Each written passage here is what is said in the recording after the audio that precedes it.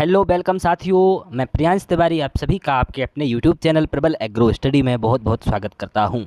साथियों, आज का जो वीडियो है वो डेयरी प्रोडक्ट्स मैन्युफैक्चरिंग टेक्नोलॉजी के ऊपर रहने वाला है। ठीक है, और ये जो पेपर है प्रीवियस ईयर का 2022 का ये पेपर है 6th सेमेस्टर का बीएससी ऑनर्स एग्रीकल्चर के लिए।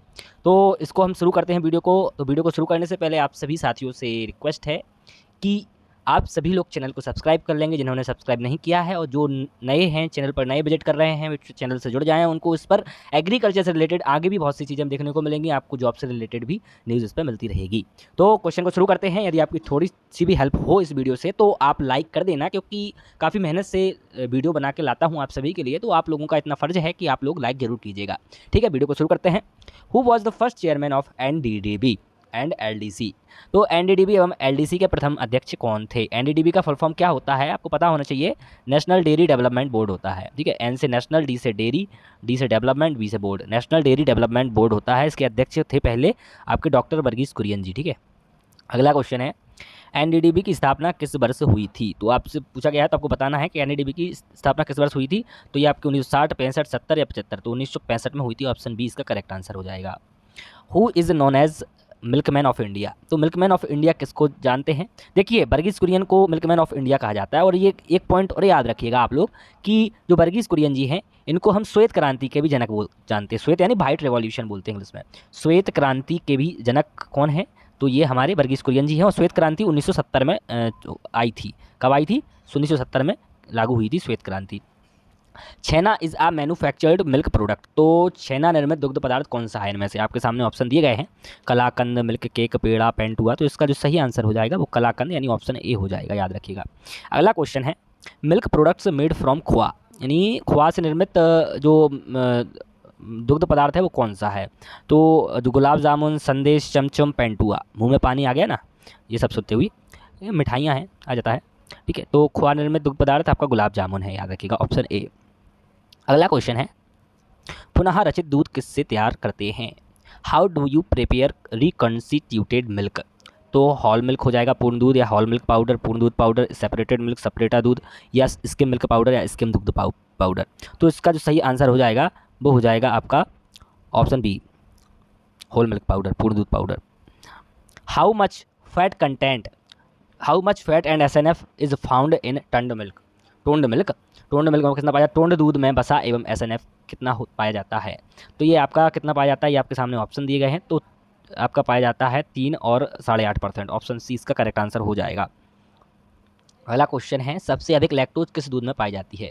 लैक्टोज क्या होता है साथियों? तो लैक्टोज मतलब दूध में जो मीठापन होता है वो लैक्टोज के कारण होता है। स्वीटनेस बोल सकते हैं, स्वीटनेस जो होती है दूध में, मीठापन, तो वो किसके कारण होता है? तो लैक्टोज के कारण होता है। तो सबसे अधिक लैक्टोज किस में पाई जाती है? तो पूर्ण दूध में, टोंड दूध में, मानव दूध में, या भैंस के दूध में? तो ये मानव दूध में पाई जाती है, ह्यूमन मिल्क में पाई जाती है, याद रखिएगा। पुनः संयोजित दूध में वसा एवं एसएनएफ कितना पाया जाता है? How much fat and SNF is found in recombined milk? तो 4 और 8%, या 4.5 और 8.5%, 3 और 8.5%, या 5 या 9%। तो इसका जो सही आंसर हो जाएगा 9 में का वो ऑप्शन सी हो जाएगा, 3 और एवं 8.5%। डबल टोन्ड दूध में वसा एवं एसएनएफ कितना पाया जाता है? How much fat and SNF is found in double toned milk? तो कितना? 1.5 और 9% पाया जाता है, 2 और 8.5%, 2.5 एवं 8.5%, या 3 एवं 9%। तो इसका सही आंसर ऑप्शन ए हो जाएगा आपका, 1.5 एवं 9% पाया जाता है, याद रखिए। डबल टोन्ड मिल्क पूछा गया है। ठीक है, सिंगल में मतलब टोन्ड मिल्क पाया जाता है 3.02, मतलब 3.0 पाई जाती है फैट यानी बसा, और एसएनएफ पाई जाती है आपकी 8.5। किसमें? आपके टोंड मिल्क में। डबल टोंड मिल्क में 15 यानी 1.5 एवं 9% पाई जाती है। मानकीकृत दूध में वसा एवं एसएनएफ कितना पाया जाता है? तो कितना पाया जाता है आपको बताना है। तो 11 में का सही आंसर ऑप्शन ए ही हो जाएगा, 4.5 एवं 8.5%। For making chhena there should be a ratio of fat and SNF? तो कितना होना चाहिए? तो 1:1, 1:2, 2:3, 2:1, 1:1, 1:2, 2:3, 2:1। तो इसका सही आंसर हो जाएगा 1:2। ठीक है, याद रखिएगा, 1:2। डॉक्टर छेना किस रोग के मरीज को संस्तुत करते हैं? तो यानी किस रोग के, for which disease the doctor recommends chhena? तो छेना को रिकमेंड करते हैं या सलाह खाने की सलाह देते हैं किन रोगियों को? तो हीमोफीलिया के रोगियों को, या पीलिया के रोगियों को, डायबिटीज़ के रोगियों को, या रेबीज़ के रोगियों को। तो इसका जो सही आंसर हो जाएगा ऑप्शन बी हो जाएगा, पीलिया या जॉन्डाइस। वे का रंग हरा नीला क्यों दिखता है? Why does the colour of way appear greenish blue? तो लैक्टोज के कारण, या राइबोफ्लेविन के कारण, प्रोटीन के कारण, केसीन के कारण। तो इसका सही आंसर हो जाएगा वो आपका हो जाएगा राइबोफ्लेविन, यानी ऑप्शन बी। तो लैक्टोज में बता ही चुका हूँ कि दूध में मीठापन इसी के कारण होता है, लैक्टोज के कारण होता है मीठापन। केसीन के कारण दूध का सफ़ेद रंग रहता है। ठीक है, एक चीज़ और याद रखिएगा, गाय के दूध का रंग पीला क्यों होता है? तो वो आपके कैरोटीन के कारण होता है। याद रखिए, कैरोटीन क्या है? कैरोटीन के कारण होता है। गाय के दूध का पीला रंग कैरोटीन के कारण होता है, याद रखिएगा। ये पूछा जा सकता है आपसे। विच बैक्टीरिया प्रोड्यूसेस मैक्सिमम एसिडिटी? तो सबसे अधिक अम्लता किस जीवाणु से उत्पन्न होती है? तो आपके सामने 4 ऑप्शन दिए गए हैं, पढ़िए। स्ट्रेप्टोकोकस लैक्टिस, लैक्टोबैसिलस वल्गेरिकस, या इकोलाई। तो इसका सही आंसर आपका ऑप्शन बी हो जाएगा, लैक्टोबैसिलस। ऑप्शन बी, लैक्टोबैसिलस इसका सही आंसर हो जाएगा। अब बढ़ते हैं हम अगले क्वेश्चन की तरफ। अगला क्वेश्चन है, yoghurt is an ancient food item of which country? Yoghurt किस देश का प्राचीन खाद्य पदार्थ है? तो इंडिया, भारत का है, वल्जीरिया का है, इंग्लैंड का है, या अमेरिका का है? तो इसका सही आंसर हो जाएगा आपका वल्जीरिया, option B. Option B will be the correct answer. 16 का ऑप्शन भी हो जाएगा। अब बढ़ते हैं 17 की तरफ बढ़ते हैं। 17वां क्वेश्चन है, किण्वित दुग्ध पदार्थ में किस खनिज की उपलब्धता बढ़ जाती है? तो विच mineral increases the availability of fermented milk product?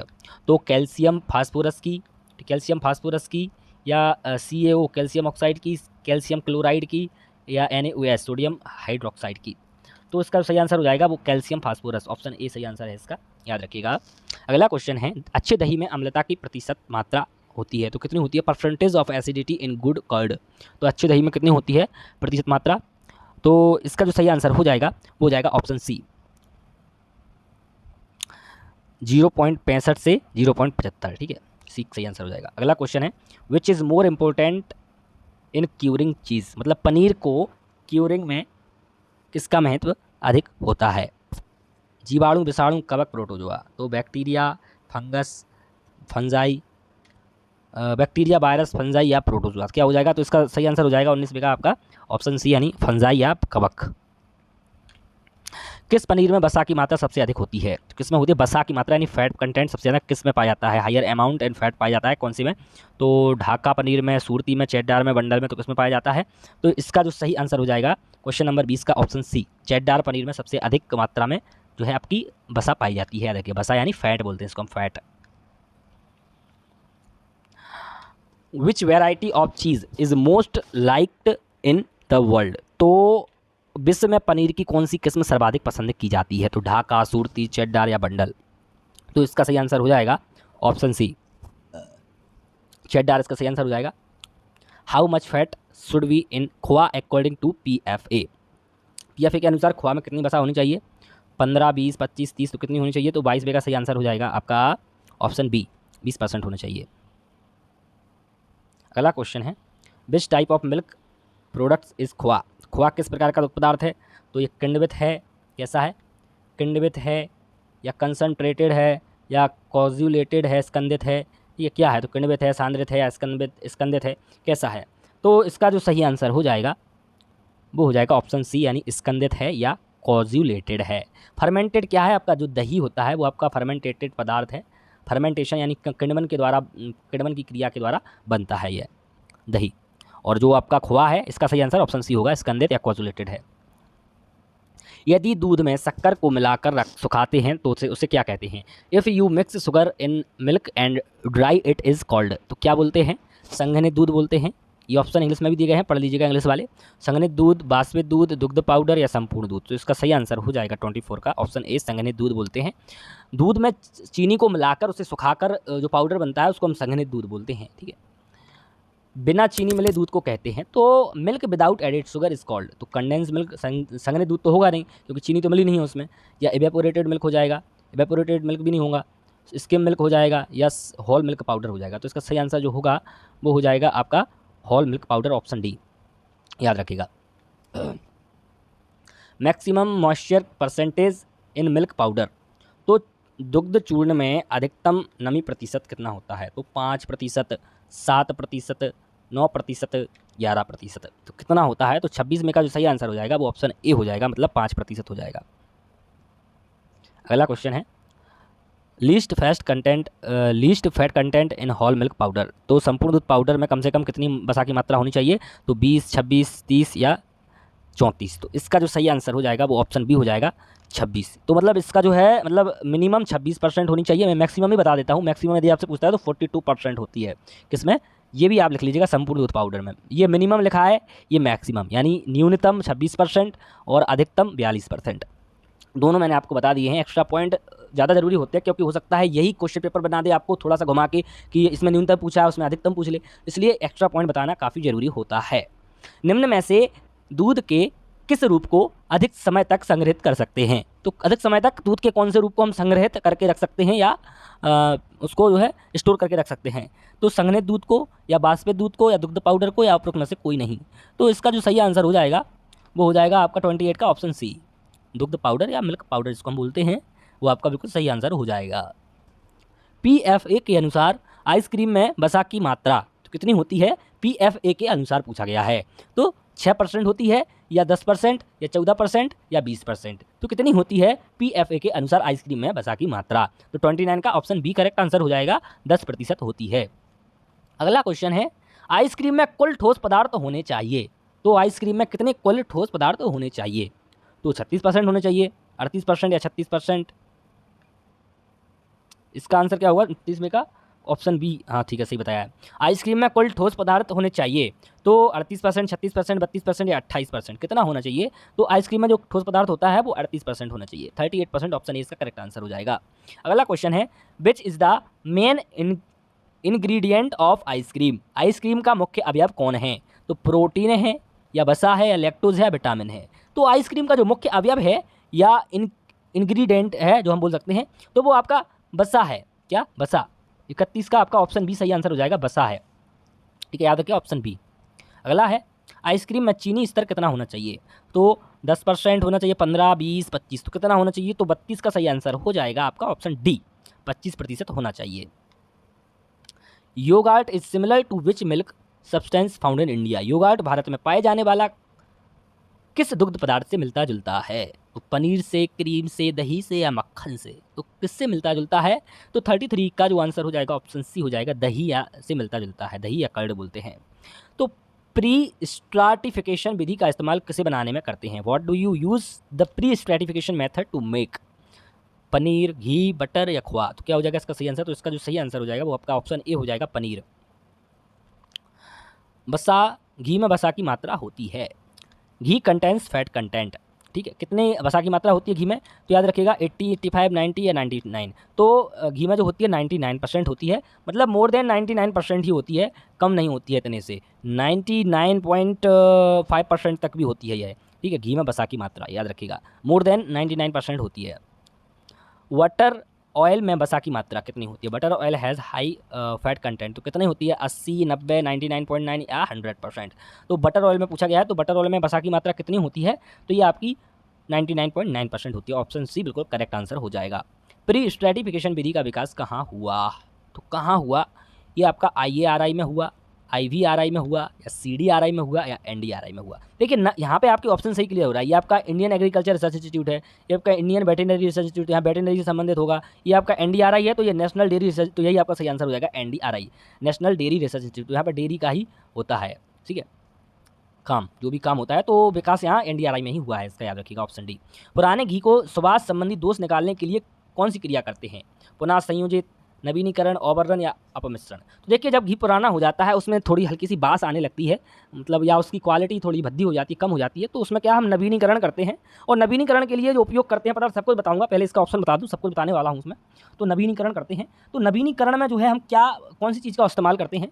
तो घी जब खराब हो जाता है, साल भर रखा रहता है, साल 2 साल, काफ़ी समय तक, तो वो खराब हो जाता है, उसमें जो है बास आने लगती है या उसमें उसकी सुगंध चली जाती है, तो उसमें हम इलायची को डाल करके, इलायची या फिर आपका तुलसी, तो तुलसी का बोले तो पत्ती, तुलसी पत्र बोलते हैं, पत्ती, तुलसी की पत्ती, को उसमें डाल करके उसको गर्म किया जाता है घी को, तो उसमें नई सुवास आने लगती है, उसमें बास आने लगती है, अच्छी सी उसमें खुशबू आने लगती है।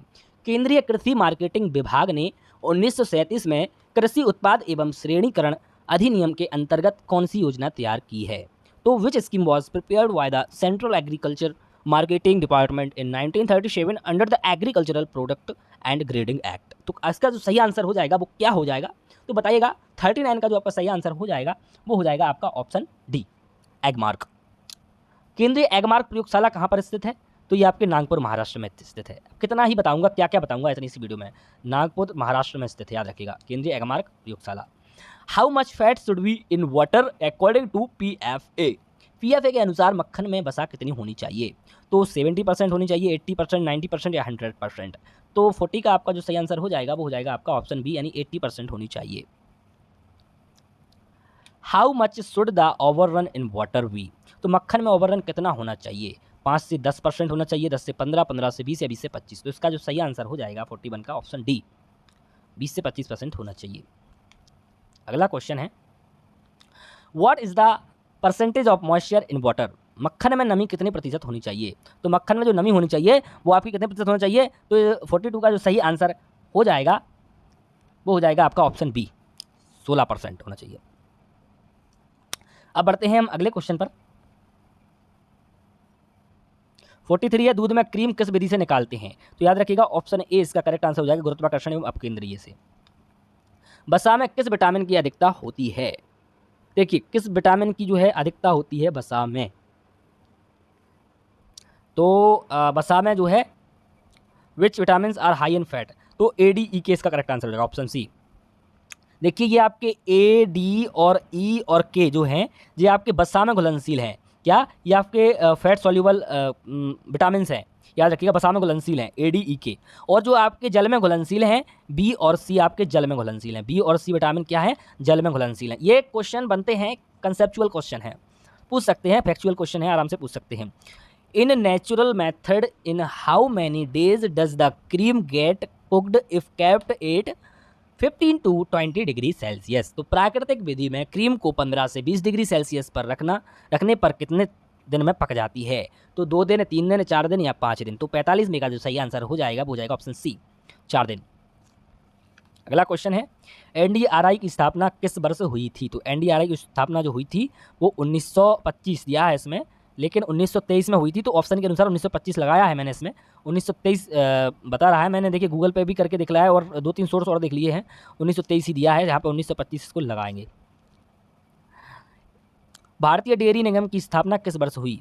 तो भारतीय डेयरी निगम की 1970 में हुई, 1980 में, 1990 में। तो कब हुई भारतीय डेयरी निगम की स्थापना? तो 47 का ऑप्शन ए करेक्ट आंसर हो जाएगा, 1970 में। 1970 में ही आपकी श्वेत क्रांति आई थी। श्वेत क्रांति के पिता किसे कहा जाता है? वर्गीस कुरियन को कहा जाता है। मैं आपको बता चुका हूँ ये सब चीज़ें, वर्गीस कुरियन साहब को कहा जाता है, ठीक है। मिल्कमैन ऑफ इंडिया भी इन्हीं को कहते हैं। अगला क्वेश्चन है, इंडियन डेयरी मैन पत्रिका कहाँ से प्रकाशित होती है? तो कहाँ से होती है? ये न्यू दिल्ली, बेंगलुरु, भोपाल या उत्तर प्रदेश? तो ये कहाँ से होती है इंडियन डेयरी मैन पत्रिका? तो ये जो आपकी होती है ये कहाँ से होती है आपसे पूछा गया है, तो ये आपकी ऑप्शन ए करेक्ट आंसर हो जाएगा इसका, नई दिल्ली से प्रकाशित होती है। अगला क्वेश्चन है, क्रीम को पकाने पर किस अम्ल की वृद्धि हो जाती है? तो किस अम्ल की वृद्धि हो जाती है क्रीम को पकाने पर? तो 4 ऑप्शन आपके सामने दिए गए हैं, तो इसका करेक्ट आंसर हो जाएगा ऑप्शन डी, लैक्टिक एसिड की। मानव दूध में खनिज लवण कितना प्रतिशत होता है? तो कितना होता है मानव दूध में खनिज लवण कितना प्रतिशत होता है? तो 50 का ए आंसर करेक्ट हो जाएगा, 0.24%, ठीक है, याद रखिएगा। तो ये आज का पेपर सॉल्यूशन था इसका। बाकी आप सभी से रिक्वेस्ट है, यदि आपने अभी तक चैनल को सब्सक्राइब नहीं किया है, सब्सक्राइब कर लें, और प्रबल एग्रो स्टडी का जो टेलीग्राम चैनल है उसे जरूर ज्वाइन कर लेना सभी लोग, क्योंकि वहाँ पे मैं काफ़ी इंपॉर्टेंट क्वेश्चन आप सभी के लिए देता हूँ। तो सभी लोग उसको ज्वाइन कर लेंगे, डिस्क्रिप्शन बॉक्स में मैं उसका लिंक दे दूँगा, ठीक है। धन्यवाद साथियों, बहुत अच्छे से आप लोग अपनी तैयारी को कीजिए और अच्छे से अच्छे मार्क्स अपने लाइए अपने एग्जाम में। धन्यवाद।